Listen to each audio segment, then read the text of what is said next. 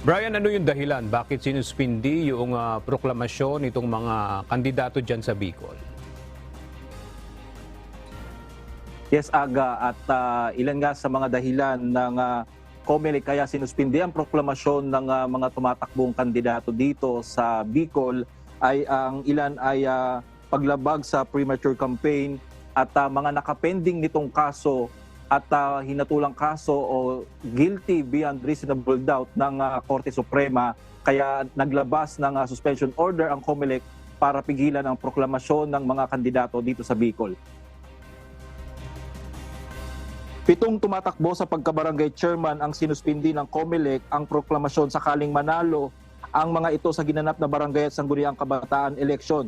Batay sa kautusan na inilabas ng 1st and 2nd Division at ng COMELEC and Bank, convicted sa mga kaso o mayroong pinal na desisyon sa korte laban sa mga naturang kandidato. Ilan dito ay mga kaso ng premature campaign, malversation of public funds, grave misconduct at iba pa. Received po an order from the 2nd Division, 1st Division, including the NBank, enumerating there at least 7 pong kandidato for punong barangay dito po sa Bicol, wherein the Commission ordered the suspension of their proclamation in case they won the election. So on the day of the election, pinakamataas ang nakuha ninyong hindi kayo ipiproclaim ng Barangay Board of Canvassers.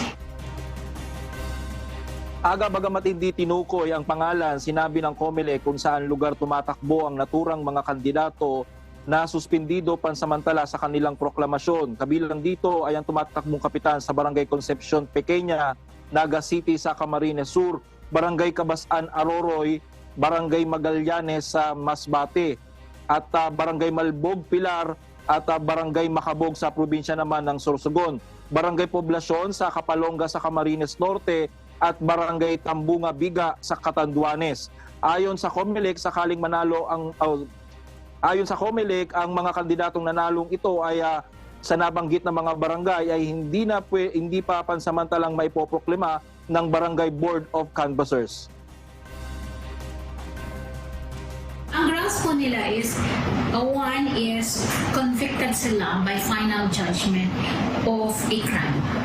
Another one is premature campaigning, and one is majority of them are found guilty beyond reasonable doubt of a crime. Aga, patuloy nating sinisikap na makuha ang reaksyon ng mga kapitan na pansamantalang pinigil ang kanilang proklamasyon sa pagkapanalo nga nitong nakalipas na barangay at sangguniang kabataan election. Aga. Maraming salamat, Brian Baldarahe.